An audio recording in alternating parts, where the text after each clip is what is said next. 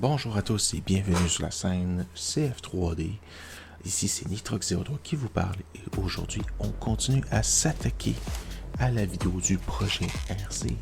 L'objectif aujourd'hui, essayer d'avancer le plus possible les roues de la voiture pour les dimensionner proportionnelles à mes besoins par rapport au moteur et au châssis.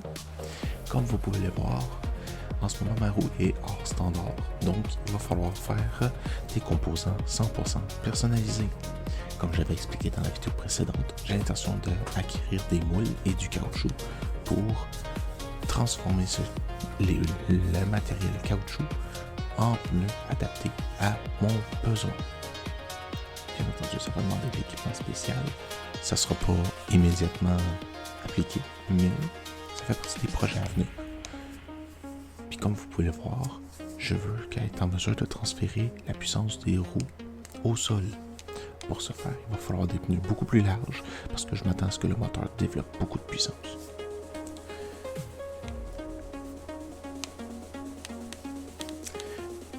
Bien entendu, j'espère que vous serez réellement intéressé par le projet. N'hésitez pas à envoyer des images ou des idées pour la dimension des roues. Bien entendu, si jamais le projet, j'ai pas plus d'informations que ça, c'est pas grave. Il va continuer à avancer toujours dans la même idée. Créer des roues capables de faire circuler de l'air proprement vers les freins. Oui, j'ai l'intention d'installer des véritables freins à disque et pas juste un système de freinage par force électrique comme les voitures électriques où est-ce que c'est le moteur qui, par absence de commande, va ralentir par lui-même. Je crois que c'est comme ça que ça fonctionne. Il va falloir que je vérifie ce que je viens de dire. Je vous laisse regarder la vidéo.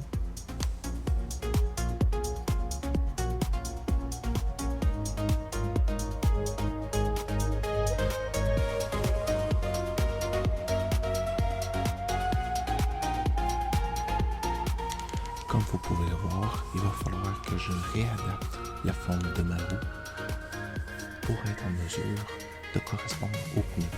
Parce qu'on ne veut pas faire une toute petite roue qui peut accueillir un très gros pneu, on veut une roue proportionnelle à son pneu. D'où l'importance de valider en assemblage dans SolidWorks les composants. De ce fait, au moins tu évites beaucoup de problèmes rendus à la fabrication. Les problèmes suivants seraient que le véhicule en question ne correspond plus du tout aux critères, puis cela peut engendrer des frais, des coûts supplémentaires. Donc, moi, en redimensionnant immédiatement et préemptivement mes pièces, j'ai pu créer une roue adaptée. La voiture, dans l'idée, pourquoi je ne fais qu'une seule roue et pas deux, c'est que j'ai l'intention de la faire la plus symétrique possible, de réutiliser au maximum le plus de pièces possible. Bien entendu, ça ne sera pas toujours possible, mais ça en fait partie. Maintenant, sans plus attendre, on va s'attaquer à une pièce qui est quand même très importante que beaucoup de monde ne connaissent pas, le porte-fusée. À quoi sert le porte-fusée? Le porte-fusée, c'est ce qui fait le lien entre les bras de transmission, le moyeu central, la crémaillère et la roue. Cette pièce-là retient beaucoup d'autres pièces.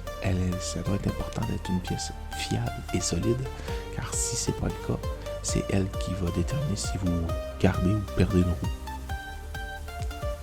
Par le passé, j'ai déjà fait un porte-fusée sur une auto téléguidée. J'en ai une en ce moment dans les mains. Je vais sans doute déposer une photo. Je vais déposer une photo qui va vous montrer quelle est la pièce en question. Et honnêtement, c'est laborieux comme pièce. Je vous explique. Nous, dans le projet, on avait, je crois, 6 mois pour modéliser, calculer la rigidité de la pièce en fonction des besoins de notre assemblage.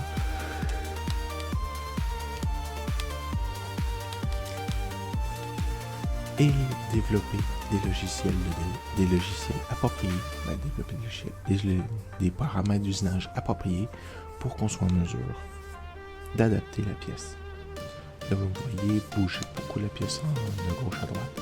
C'est que j'essaie de situer un peu comment les bras de transmission vont pouvoir être connectés au porte-fusée.